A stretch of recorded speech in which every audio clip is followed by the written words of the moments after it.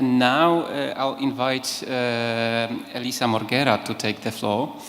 She's currently Professor of Global Environmental Law at the University of Strathclyde Law School in Glasgow, United Kingdom. She's also the director of One Ocean Hub. And she's also a person that not only has a theoretical background in biodiversity, MGRs, but also followed the BBNJ negotiations from their inceptions as the observer. So she has also a hands-on experience on how the negotiations unfolded. So with that, Elisa, you have the floor. So thank you so much for this opportunity and for the generosity of the hosts. I'm really excited, I think, to share some of the latest thinking around benefit sharing in the context of the BBNJ Agreement, and really compare, I guess, my understanding with the ones of those who completed the negotiation. Because it is true that I've started my career as an international scholar following the very inception of the discussions at the UN about BBNJ. But I haven't been able to follow the very last few episodes. So I wasn't there for the very final sessions of the IGC. But those questions related to BBNJ have been very much with me throughout my career. And initially, I was very interested in the process from a viewpoint mainly of coming from international environmental law and looking at how the law of the sea was progressively developing to meet some of the challenges that were identified under international environmental law, and particularly international biodiversity law. But more and more, I became interested also in the relevance of this process from an international human rights law perspective. And I will share why this is relevant, particularly for some of the questions relating to equity that have been, were very present from the start in this process. And we're looking, I think, at international developments of the last 2 years that really shed light on how within the international human rights law community, there is much more understanding of the relevance of effective and equitable governance of the ocean. But maybe I should also say my presentation is very much shaped by what has happened to me in my journey as a scholar in the last 5 years. I've had the privilege of working very closely with deep sea biologists, both working in the UK and particularly in South Africa, and understanding a bit more about the inner workings of their scientific partnerships and the tensions they have experienced throughout their own lives in trying to contribute to advancing knowledge of the ocean and contributing to the implementation of UNCLOS provisions on the protection of the marine environment within areas of national jurisdictions and beyond. But crucially, I've also worked with social scientists, with artists, trying to understand what are the equity issues, both nationally and internationally, in the context of ocean governance. And I'm very grateful to colleagues in Ghana, Namibia, and South Africa, as well as the 2 regional universities in the Caribbean and in the South Pacific for having taken this journey with me and shared their own understanding. The One Ocean Hub is also quite interesting as a research partnership because we worked from the start and co-developed questions with different UN bodies, the UN Division on the Law of Ocean Affairs and the Law of the Sea, FAO, increasingly also the UN Office of the High Commissioner for Human Rights, and many other bodies and representatives of the UN who have their own understanding of what are the challenges that repeatedly are brought to the international level. And they have helped us co-develop our research questions and test whether our findings were relevant to their own work. So maybe the starting point where I think really my thinking around BBNJ started to shift or take a deeper reflection has been through work that colleagues in deep sea biology have undertaken in South Africa, but with colleagues from different countries, including the global north, and understanding what are the challenges in accessing deep sea research. And those have really to do with basically who calls the shots in developing research, identifying research questions, and that's very much in the hands of the scientists who find themselves in the privileged position of being in those countries that can afford to pay for deep sea research vessels and research. But on both sides, I think there was an understanding of how important it is to co-develop from the start research approaches and co-lead and co-publish as a way to really not only address those equity questions, but make sure that then the results of research endeavors are really helpful for more effective protection of the marine environment in different parts of the world.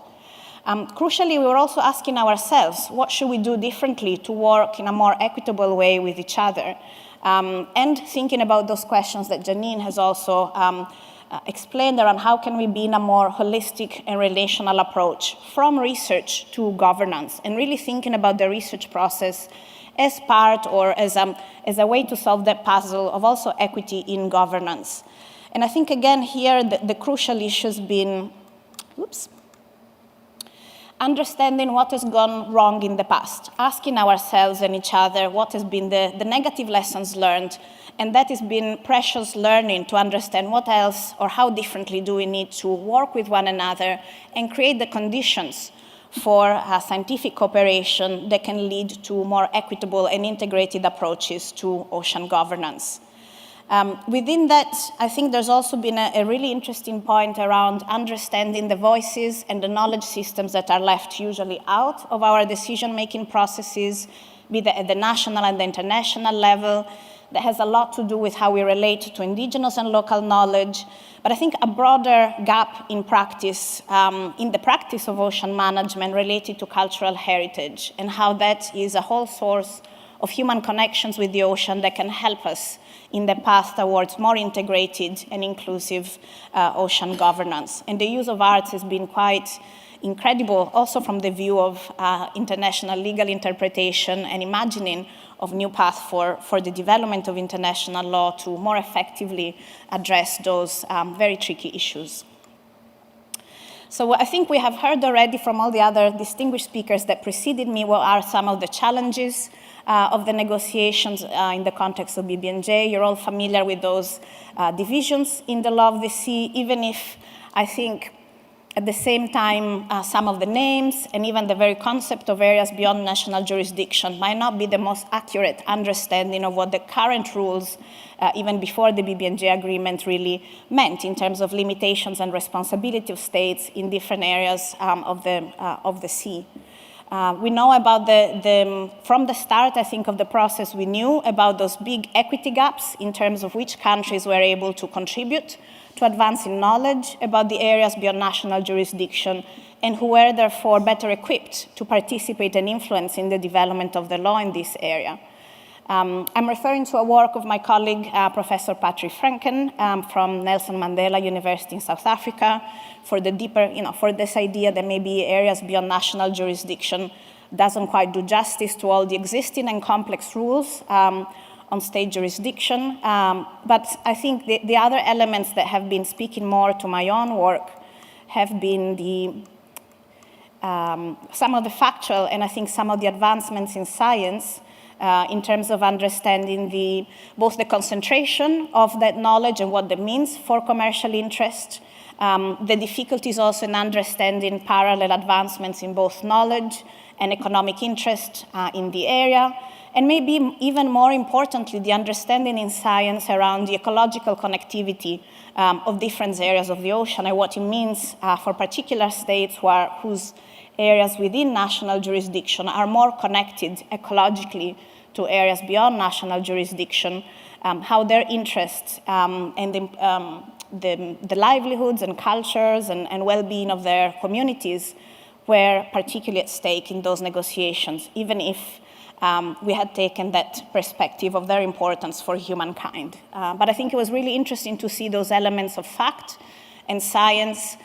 challenging maybe some of those more general assumptions or departure points for the negotiating process. And beyond, I think maybe the technicalities, what has always been interesting in my observation of the negotiations was looking at that tension between addressing the different elements of the package in isolation, but with that, again, obscuring the importance of each element for the others, particularly in the context of MGRs. There's always been, I think, a sense in the research community and maybe in the negotiations themselves that they were a bit in tension with the more conservation-oriented elements of the negotiations, but in fact, our colleagues in the marine sciences have confirmed how the science on marine genetic resources, understanding the ocean genome, is essential for conservation and sustainable use of BBNJ. And so somehow that making sure that the agreement supports that advancement of science for effective conservation and sustainable use was not necessarily always openly discussed in the negotiations. And the relevance of that knowledge, both for those communities who may find themselves in those states most ecologically connected to ABNJ, but also the element of benefit to humanity in terms of understanding how every one of us and in our very basic needs may be dependent on a healthy ocean and healthy marine ecosystems and ecosystem services that our conservation and sustainable use efforts in ABNJ are dependent on. We have heard from the start about issues of capacity, but I think maybe what has not come to the surface as much is how there's power dynamics beyond current and ongoing capacity issues and differences across the world. And this is where that importance of looking at fair and equitable benefit sharing as a way to open up maybe a different path for collaboration, for more, maybe for deeper international cooperation, and looking at those benefits as a way to also better understand the needs and the responsiveness of the regime we're creating to those needs. And finally, I think there is the element, well, why does a multilateral approach, what does it bring, and how can those multilateral institutions that may be created help with the matching of the understanding of needs and opportunities for collaboration and advancing both knowledge and better conservation and sustainable use. And in my mind, those discussions and those points underlying the negotiations very much speak to crucial issues that have come, I think, to the surface, particularly in the work of the Intergovernmental Panel on Biodiversity and Ecosystem Services. On the one hand, recognizing how our efforts so far have not been successful to prevent continuous biodiversity loss, but on the other, to really look at the need for transformative change and really understanding who's been affected, who has the power to make that change, and how can we think in a more holistic way also in terms of the triple planetary crisis. Sorry. And that conversation has spilled into international legal research and science policy research in terms of then transformative governance. How do we move away from that incremental approach that hasn't yet served to achieve those international treaty objectives that have already been around for a while and those important fundamental parts of the law of the sea. And the indication we receive from that reflection are to do with moving away from a purely technocratic approach, from fixing issues. That has not worked. Really moving towards thinking across sectors and scales and understanding those interests that are not being met. Because it's really by looking into the root causes of inequity that we can understand where our efforts fall short and the reasons for the lack of effectiveness of existing agreements. And some of that has to do also with the aspect of engaging with knowledge systems that are not sufficiently represented and in fact often overlap with individuals and groups who are left behind. And so in that sense, to me, this really led to a reflection around the importance of knowledge and knowledge production for the effectiveness of both the Convention on the Law of the Sea, Part 12, and the efforts in negotiating the BBNJ Agreement. And that area, I guess, of equity, which for how much is present, both in the law of the sea and international environmental law, often remains very undefined and open to either more specific agreements that can be reached sometimes on a bilateral basis, depending also on availability of finance. And so in that sense, this is where I think the international human rights law perspective is helpful to try and illuminate through legal interpretation this area which is left more open in the law of the sea and in international environmental law. And so based on more recent efforts by the Committee on Economic and Social and Cultural Rights in developing a general comment on the human right to science, I found that those elements of clarifying how science is linked to human rights, how there are human rights standards that apply to science, including in terms of international cooperation related to setting priority, to supporting access to research, and to the benefits of scientific advancements, particularly when these are critical for the protection of the human right to health and economic, social, and cultural rights, provided really important benchmarks for understanding whether or not state efforts and their understanding of relevant international law of the sea and international environmental law were sufficient to really address the question of how science impacts on the protection of human rights. And that has also to do with allocation of financial resources, and crucially that point around setting priorities for scientific cooperation, which, if you remember some of the earlier slides, is a point that speaks also to marine scientists themselves. Who sets the research questions? How are they responding to the needs in the global north and in the global south is really one of the crucial barriers towards making more headway in terms of equity. And that kind of speaks, I think, to SDG target 14A, the increase in scientific knowledge and collaboration and capacity. And so what I'm trying to say is that in a way, while we think about the BBNJ agreement in terms of action and governance, the knowledge production, which in some ways is encapsulated in part 2, has to do with all the effectiveness of all the other parts of the agreement. And I intensified my conversation with my colleagues in the marine sciences and social sciences to try and understand then, well, if it was coming from you directly, from those doing the science, what would you want the BBNJ agreement to do that could change the status quo and your own relationships, both in terms of having more access to relevant science, but also providing a better science base for decisions to be made, both in terms of areas within and beyond national jurisdiction. And it was interesting how the attention focused on the importance of strategic environmental assessments at the regional level, including as an area for scientific collaboration, and the importance of moving away from assumptions around capacity building and technology transfer, and really looking maybe at new approaches new collaborative approaches in that context around mutual capacity building and co-development of technologies as a way, again, to really embed that iterative understanding of relative needs, not just as a way to keep the kind of unilateral benefits flow from the global north to the global south, but actually co-developing together meaningful research questions and approaches that respond to needs in different parts of the globe. And this is just to say, this is all part of an earlier reflection that I have been undertaking in comparing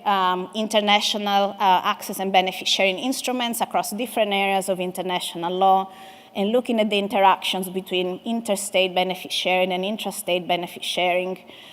Again, looking at how international human rights law, and particularly the human right to science, can help to fill with a clearer legal content those standards of fairness and equity, and provide, again, benchmarks to understand what can be reasonable expectations vis-a-vis the conduct of different states, but also how that state conduct matters then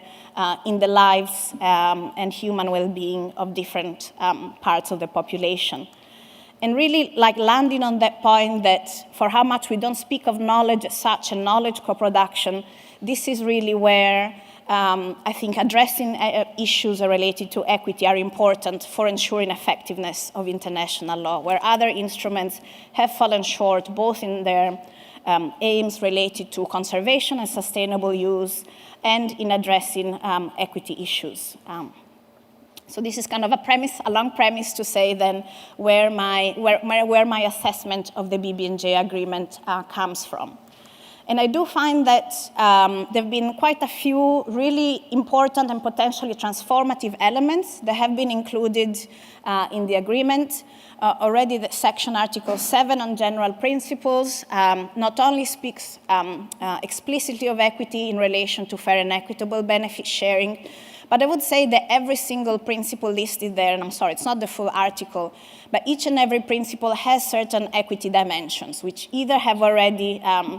addressed to some extent in the law of the sea or have been addressed in international environmental law, or lend themselves to that reading in a mutually supportive way with international human rights law.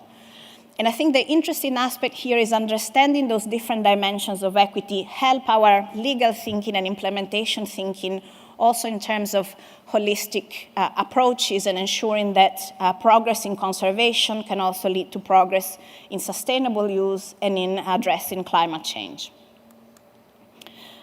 This is also to say that I find that the BBNJ agreement has learned from many of the challenges that have been identified time and again in other international access and benefit sharing agreements, the difficulty with ensuring an accrual of benefits in the first instance, the limitations of bilateral approaches. All of that, I think, has influenced and has been taken as, I think, useful lessons learned in the way in which the BBNJ agreement has tried to ensure a certain financial viability of the system from the outset.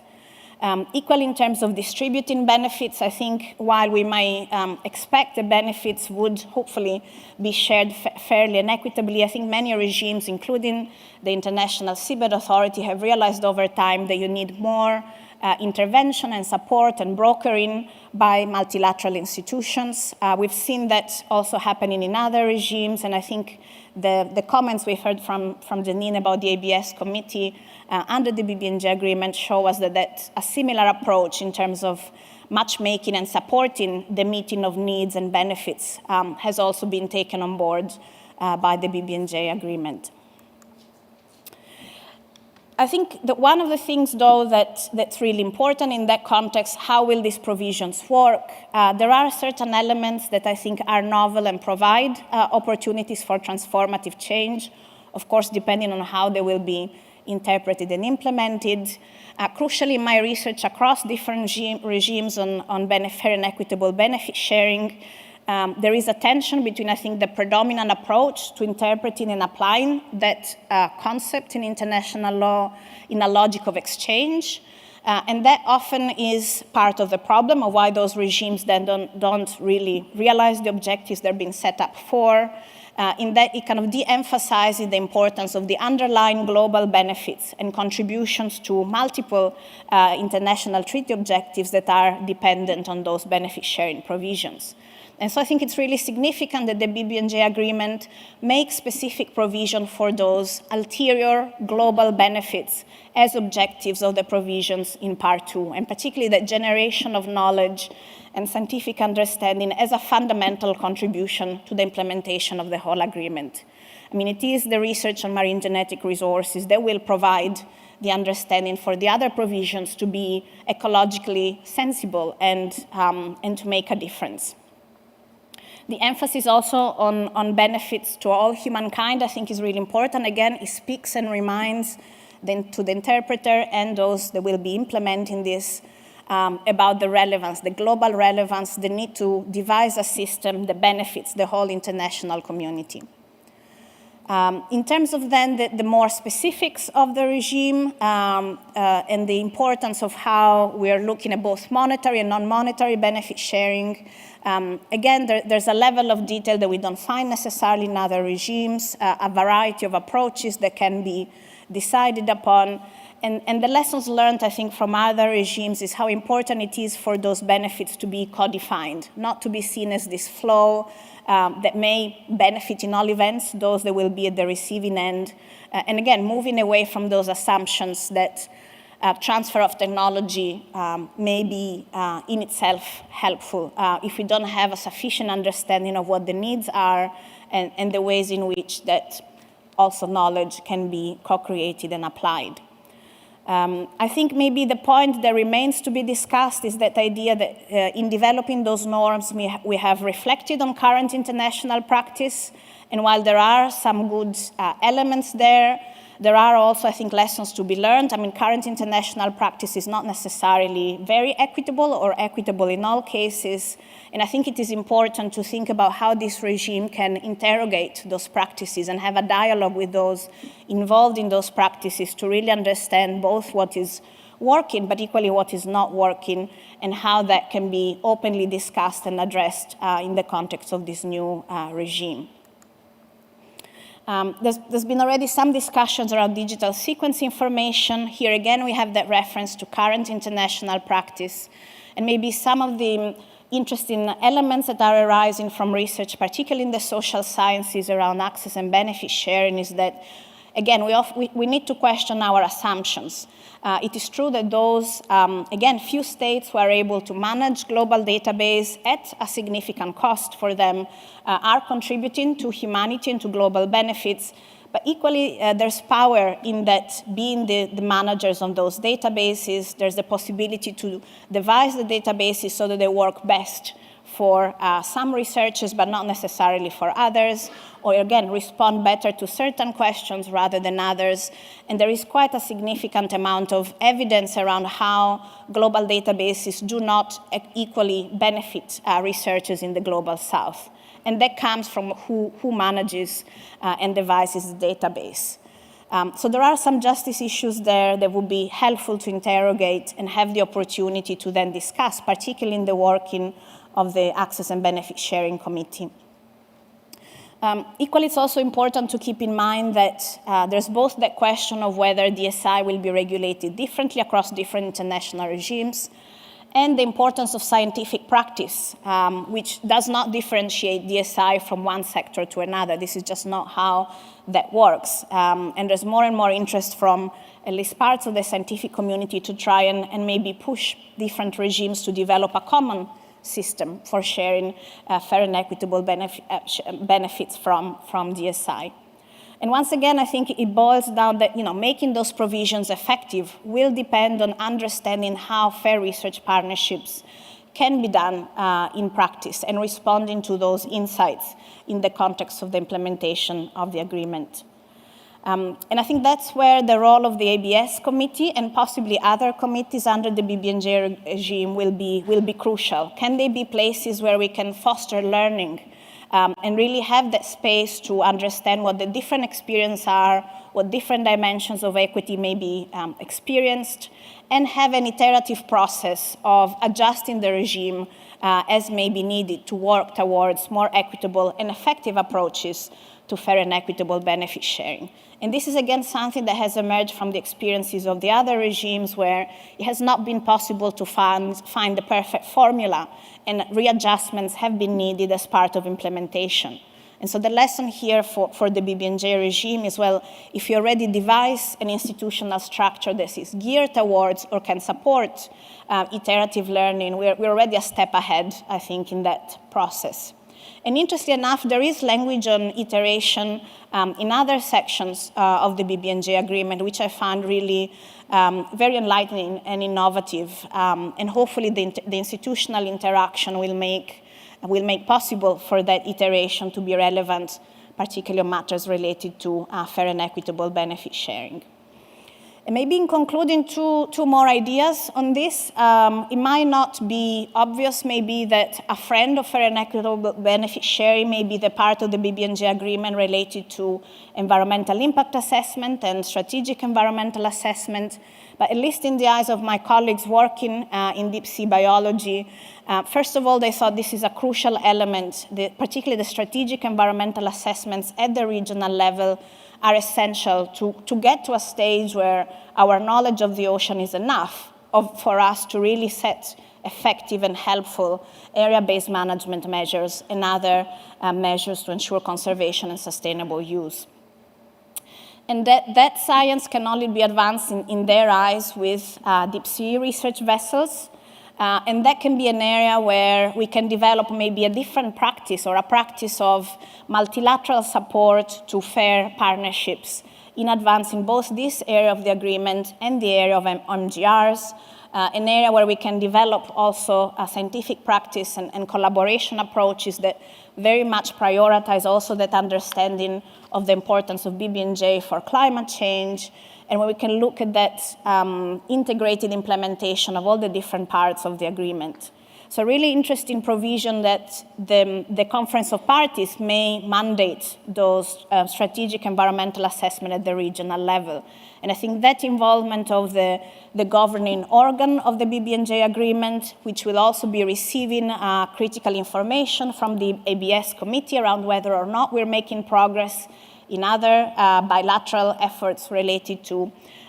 fairness and equity in relation to marine genetic resources, can be, I think, quite promising and interesting venue, maybe even help with mobilizing the finance that is needed for this kind of research enterprises. And the final point I will make relates to the integration of traditional knowledge. This is certainly one of the big, maybe most important areas of progressive development of the law of the sea. But equally, when we see Article 13, we can also see a certain hesitation or still questions around when indigenous and local knowledge may be relevant and appropriate for the implementation of the BBNJ Agreement. And it has been my experience in the last few years of understanding how that relation to different knowledge systems is really so difficult in the context of an international agreement and international processes where our understanding of science and scientific processes is already quite different from different knowledge system we wish to relate to. And it has been really quite an incredible experience to see the role of arts and social sciences in conveying what other knowledge systems are and how they relate and are relevant to different issues. And so one of the questions I've been wondering is whether we can understand appropriate qualifications for the different members of the committees that will be created under the BBNJ Agreement to include social scientists and potential artists to support that process of engaging with different knowledge holders, and support also that discussions around equity in this respect, as well as other respects of the part on marine genetic resources. So I'll stop there and look forward to our conversation. Thank you so much, Elise, and I think it was interesting to hear that you drew connections within the BBNJ agreement, so between MGRs and EIAs in particular, but also between the BBNJ and the science or science production or knowledge production, as you referred to it, and equity considerations among it.